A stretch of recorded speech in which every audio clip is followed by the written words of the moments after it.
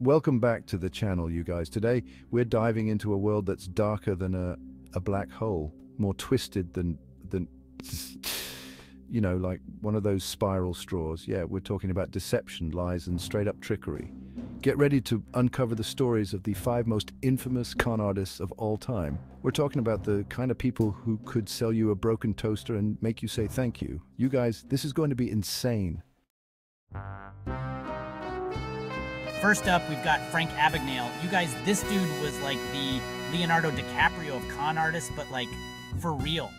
Before Leo even played him in Catch Me If You Can, Frank was out there living the dream. Or like the lie, I guess. We're talking forging checks like they were going out of style, impersonating pilots, doctors, lawyers, you name it, he probably pretended to be it. Can you imagine being at a hospital and the doctor's like, all right, time for surgery, and it turns out to be some teenager in a fake mustache? Frank was that good. But like, also really bad, obviously. Okay, so picture this, it's the 1960s and Frank is just like this bored teenager. He's got a knack for numbers, a way with words, and zero chill. He starts small, messing around with credit cards, but then things escalate. He's forging checks left and right, cashing them in all over the country. This is before computers, you guys, so it's not like they could just like track him down instantly. He's living the high life, flying first class, staying in fancy hotels, all on someone else's dime, and the best part, he hadn't even hit 21 yet. Hold up, it gets crazier. Frank decides, you know what? I want to be a pilot. No flying school, no experience, just pure audacity. He forges himself a pilot's license. I'm talking like a really good one, and starts flying as a deadhead pilot for Pan Am Airways. He's literally flying around the world for free, partying with stewardesses, the whole 9 yards. He even convinced a girl he was a doctor. Can you imagine? Hey, my stomach kinda hurts. Oh, I'm a doctor. Let me take a look. This dude was living in a movie and he was writing the script. But like all good things, his con eventually came to an end. After years on the run, the FBI finally caught up with him. But here's the twist. They realized Frank was actually kind of a genius. Instead of throwing him in jail forever, they offered him a deal work for the government, helping them catch other fraudsters. Talk about a plot twist. Frank Abagnale, the OG con man, became the ultimate con catcher. Next up, we've got Charles Ponzi, the OG pyramid scheme king. This guy was like the human embodiment of a get-rich-quick scheme. He promised people insane returns on their investments, and for a while, he actually delivered. But here's the thing, Ponzi wasn't some financial wizard. He was a straight-up scammer, running a classic Ponzi scheme, which is basically like a financial game of hot potato. Okay, so imagine this. It's the 1920s, the roaring 20s, and everyone's looking to make a quick buck. Charles Ponzi, this Italian dude with slicked back hair and a charming smile, shows up and says, hey, I've got this amazing investment opportunity. You give me your money and I'll double it in 90 days. Sounds too good to be true, right? Well, it was. But here's the thing, Ponzi was a master manipulator. He targeted recent immigrants, people who were new to America and desperate for a piece of the American dream. He promised them the world and they believed him. They poured their life savings into his scheme, and for a while, it seemed like he could actually pull it off. The early investors, they got paid and they told their friends, and their friends told their friends, and so on. It was like a financial wildfire. But here's the catch. Ponzi wasn't actually investing the money. He was using the new investors' money to pay off the old investors. It was a giant pyramid scheme, and like all pyramids, it was destined to crumble. Eventually, the money ran out, the scheme collapsed, and thousands of people lost everything. The crazy thing is, even after he was exposed, people still defended him. They couldn't believe that this charming, charismatic guy had conned them. It just goes to show you the power of persuasion, you know?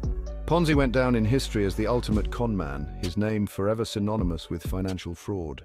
Okay, you guys buckle up because this next one is wild. We're talking about Anna Sorokin, the fake German heiress who scammed her way into New York City's elite. This girl was like a real-life Gossip Girl character, but like on a whole other level of crazy. She pretended to be a wealthy socialite, rubbing shoulders with celebrities, scamming hotels, banks, and even her own friends. Like, how do you even do that?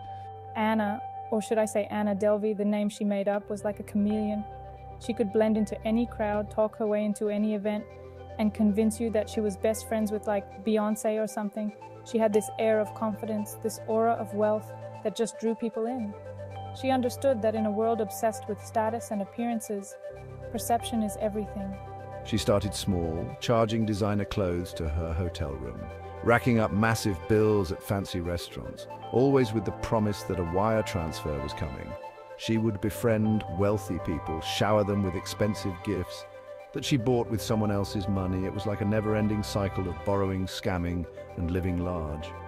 Anna's downfall began when she tried to secure a multi-million-dollar loan to open an exclusive art club. I'm talking like Soho House, but even more exclusive. This time, her web of lies started to unravel.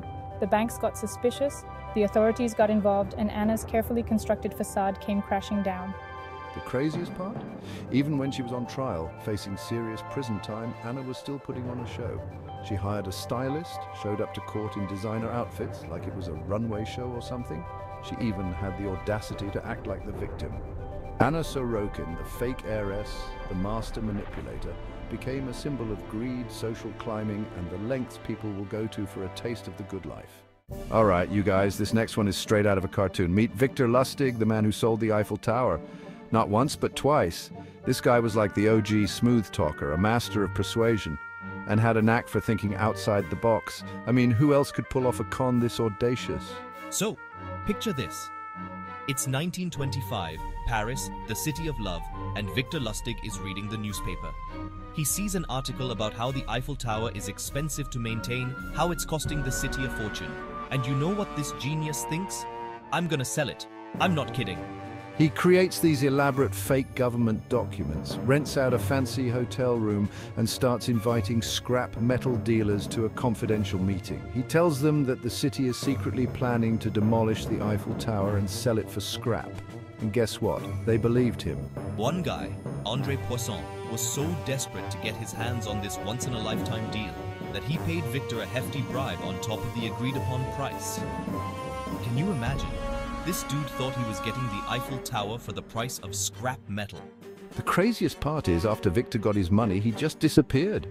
Poisson was too embarrassed to even go to the police. Can you imagine the conversation? Officer, I think I just bought the Eiffel Tower. Sir, are you feeling all right? Victor pulled off the impossible, and he didn't stop there. He went on to con people with a money printing machine, a fake cure for everything. The list goes on and on.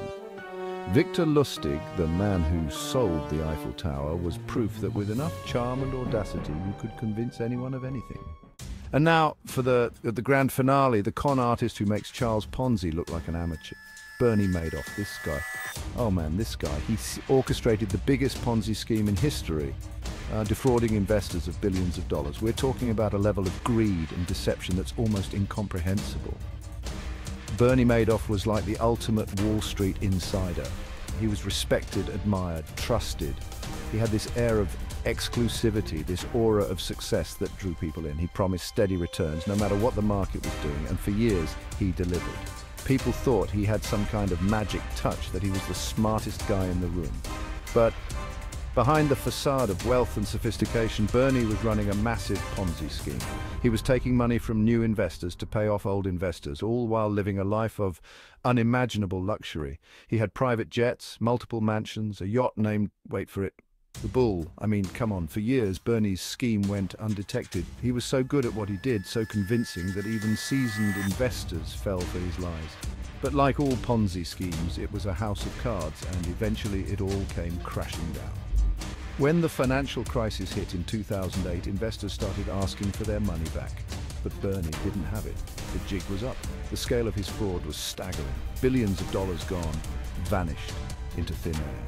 People lost their life savings, their retirements, everything. Bernie Madoff became the ultimate symbol of Wall Street greed, a reminder that even the most trusted figures can be living a lie.